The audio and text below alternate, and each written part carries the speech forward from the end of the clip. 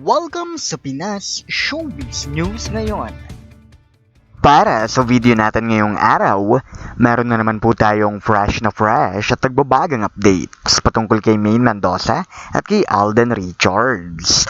Kung tunay mong mahal si Maine Mendoza at Alden Richards at ngayon ka lang nakadalaw o di naman kaya ay naligaw sa channel na ito, please po, i-click mo na yung subscribe and bell buttons para lagi kang updated sa mga kaganapan kina Maine at kay Alden.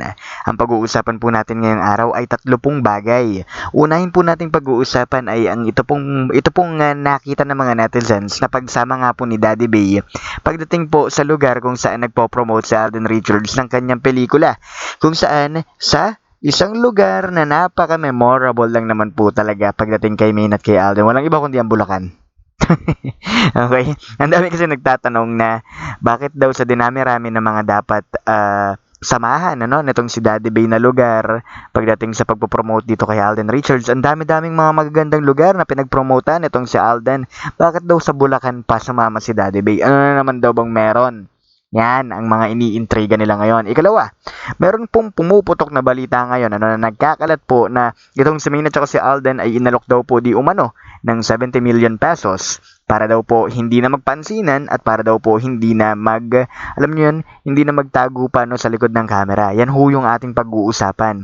Sino bang nagpapakalat ng 70 million na yan, Pag-uusapan natin yan. At ang ikatlo naman po nating pag-uusapan dito ay ang mga future plan para po dito kay Alden at kay Maine na kinakailangan ngayon pa lang, alam na po natin, At maraming salamat po sa Converge Philippines dahil nakapagpalit na po ng internet ang aming editor. Inabot din po ng ilang araw. My goodness. Ang dami-rami nating mga ina-record, Syempre, silang editor, kinakailangan maghintay tayo sa kanila. Wag mo kayo magalala, hindi ho nawala ang ating mata kay Maine at kay Alden. At bago na tayo magpatuloy, hayaan nyo muna magpasalamat ako sa mga subscribers and viewers natin na patuloy po ang pagsuporta at pagmamahal kina Maine at kay Alden nang wala pong ibang hinihintay na kapalit. Lagi ninyong tatandaan, nakaisa nyo po ang buong Pinas Showbiz News ngayon sa pagsuporta at pagmamahal sa kanilang dalawa.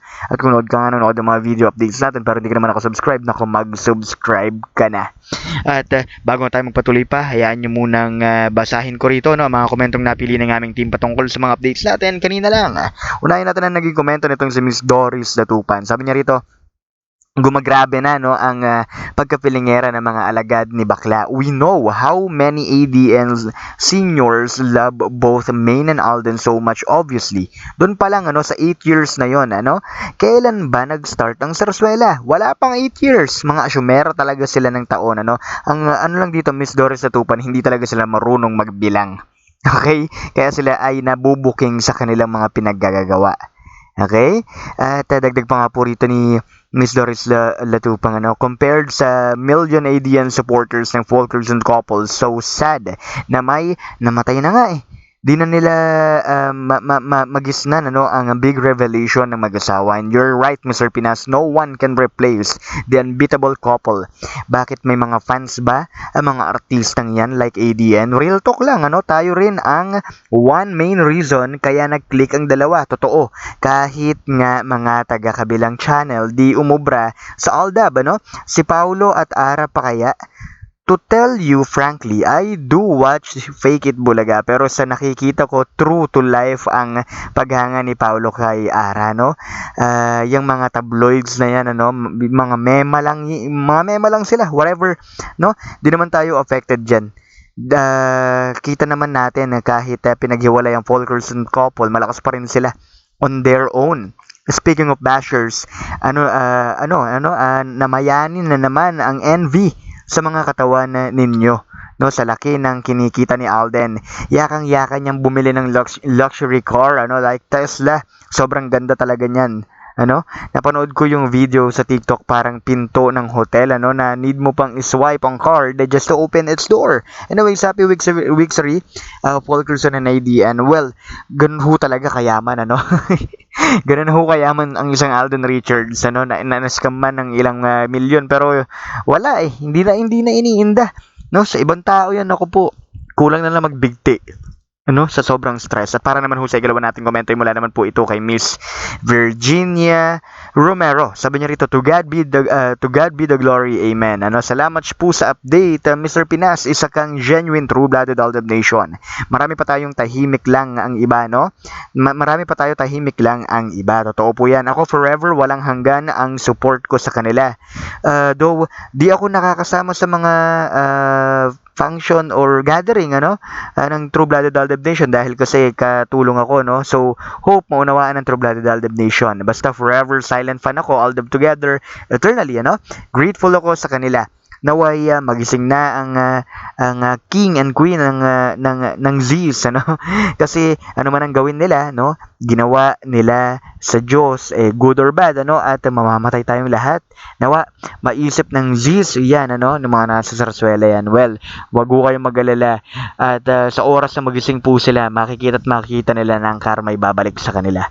Okay? Para naman husay katulad natin komento mula naman po kay Miss Judy Galang. Sabi niya rito, hindi magkakaroon ng pangalawang Aldab Love Team.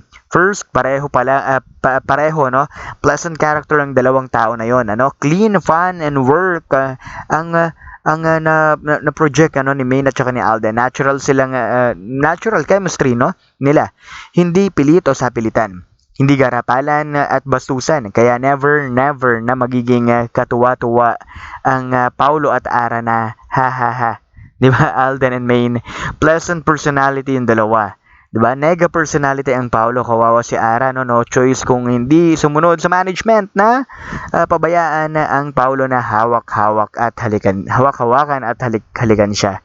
Well, red flag po talaga ako doon, Miss Judy Galang. Alam natin na napakarami ng babae na itong si Paolo Contis, na ang dami niya na rin panganay, at ito yung kind of mentality na we should not tolerate, di ba? Bilang isang lalaki, pwede naman tayo magmahal pero isa lang, hindi kailangan ng dalawa, pangatlo, pangapat, panglima, di ba? Hindi naman tayo parang tumitikim lang dito ng putahe kapag merong salo-salo.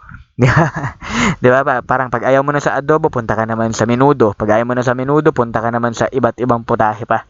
Di ba? Sana hindi ganon. Let's not normalize those things. Di ba? Kasi hindi ho maganda. Napakaraming nasisirang buhay. 'Di ba? At ngayon, punta tayo sa sentro ng ating mga updates. Unahin na po natin itong mga future plans muna kay Main at saka kay Alden. Una sa lahat, binibuild up po nila ang isang Main Mendoza para po sa paparating na eleksyon na naman. As early as now, nagkakaroon ng siraan na pinaingay ang pangalan ng isang Main Mendoza, ninonormalize na ang kasama palagi ni Panot ay si Mengay. Bakit? Dahil nga naman sa susunod na eleksyon, ito po ay tataas ng posisyon. Okay? At kapag tumaas ng posisyon, mas tataas ang maaaring makubra. Okay? Ganun lang naman kasimple yun, dahil nga wala nang hungkinang, wala nang karera sa pag-aartista itong si Panot. Yun lang yung reality natin doon, Aanin mo yung galing, O sige, sabihin na natin, magaling din naman siya talaga rin. Totoo naman yan, magaling din naman talaga siyang umarte, Pero hindi natatapos din dun kinakailangan mo ng fan base, kinakailangan mo ng mga taong maniniwala sa'yo, wala ngang ganon, di ba? Kaya ngayon, they are using Main Mendoza, di ba? Well, huwag kayong magalala at hindi mawawaglit ang aming mga mata pagdating kay Main Mendoza. Ngayon, punta natin ang isa sa mga sentro ng ating mga updates kung saan 70 million pesos daw po ang talagang ipinapirma at ibinayad dito kay Main Mendoza at kay Alden Richards. Huwag lang daw po magsama in public at putulin na po ang kanilang kung ano man sa showbiz. Okay? Pero kung ako naman po ang inyong tatanungin, ako po hindi naniniwala sa ganyang bagay. Nakita niyo naman po, halos mag 70 million na rin po ang kitain ng isang pelikula ng isang Alden Richards. Okay? If you are earning that much, you will never exchange your relationship with silang dalawa, towards Alden, towards Main Mendoza para lang po sa 70 million na talagang alikabok lang kay Main at kay Alden pagdating po sa kasipagan ng dalawang yan. Diba? Kaya hanggang ngayon ay iniisip ko sino bang nagpapakalat ng mga ganyang fake news. Wala akong ganyang naging bayaran. Okay? Walang bayaran na nangyaring ganyan. Main Mendoza and Alden Richards will never accept those money. Diba? Para lang po maglayo silang dalawa. No, pakitantanan nyo yung ganyan, ano? At para naman po sa sentro ng ating mga updates, ito na ho talaga yun, ano? Bakit nga raw ba kinakailangan pa na itong si Daddy Bay ay kinakailangang samahan si Alden Richards sa Bulacan? Napakarami raw pong pinuntahan ng isang Alden Richards, may promote lang daw po ang kanyang pelikula, pero bakit daw po pagdating sa Bulacan ay kasama pa raw ito pong si Daddy Bay? Yan ho yung mga tanungan nila. Okay? At ang masasagot ko lamang po dito, sino bang taga Bulacan? Okay. Magpapaligoy-ligoy pa ba tayo dito, di ba? Ano bang kinalaman ni Daddy Bay dito sa Bulacan? At sino bang taga Bulacan? Ganun lang naman po simple 'yon. Ayaw natin mag-overthink masyado, ayaw natin magpalapalagay, pero ang ating tanggapin po dito ay yung talagang katotohanan. 'Di ba? Doon ka mapapaisip napakaraming lugar na pinuntahan sa Alden Richards, may promote lang po yung kanyang pelikula kung saan kung tutuusin, mas gugustuhin ni Daddy Bay na doon sumama. Pero bakit sa Bulacan? Sa Malolos? 'Di ba? Gaano ba kalayo 'yan sa Santa Maria? Ayoko na magsalita. Okay, ayoko na dagdagan pa, pero alam ho natin yan pare-parehas. Okay? Muli ito po ang Pinas Showbiz News ngayon.